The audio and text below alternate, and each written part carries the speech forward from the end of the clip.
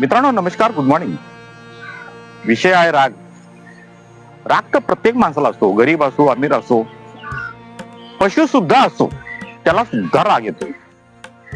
रागाचे भरपूर प्रकार हो. जीवनात माणसं जेव्हा काम करतात, जीवनात काही करतात, त्याला अपयश येतो किंवा मला असं वाटतं कधी कधी त्याच्या भविष्यात काय काय अडचण येते आणि ती अडचण पूर्णपणे निघत नाही, तर माणूस दुसऱ्यावर भडकण्यापेक्षा तो स्वतःवर रागवतो. मग आपल्या समोर कुणी बी असो, घरचे कुणी असो, मुलगा असो, बायको असो, पोरं असो, त्याच्यावर माणूस आपली चीड काढतो. कारण घरचे माणसं आपल्यापेक्षा कमजोर असतात ना, त्यामुळे. पर रागाला मी बघण्यात आलंय की राग हा माणूस बघून येतो.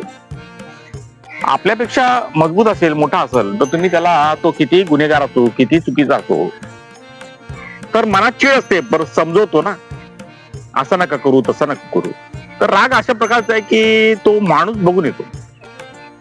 आपल्यापेक्षा कमजोर असेल ना, त्याला तुम्ही दाबतात आणि त्यात आपला ढोस दाखवतात. पण आपल्यापेक्षा मजबूत माणूस भेटला तर आणि ताकदवर भेटला तर त्या माणूस तिथं मनात राग असतो, पण तोंडावर आपण समजवतो. तर रागाची भाषा म्हणजे काय? तो राग एक प्रकारचा राग नाहीये, तो घाबरट राग आहे. तर प्रत्येक माणसामध्ये एक घाबरट राग आहे, तो फक्त माणूस बघून चिडतो. तर ह्या रागाचा जगात कुठं उपयोग नाही, उपाय नाहीये. एकदा लक्षात घ्या. रागाला काय बोलायचं हो?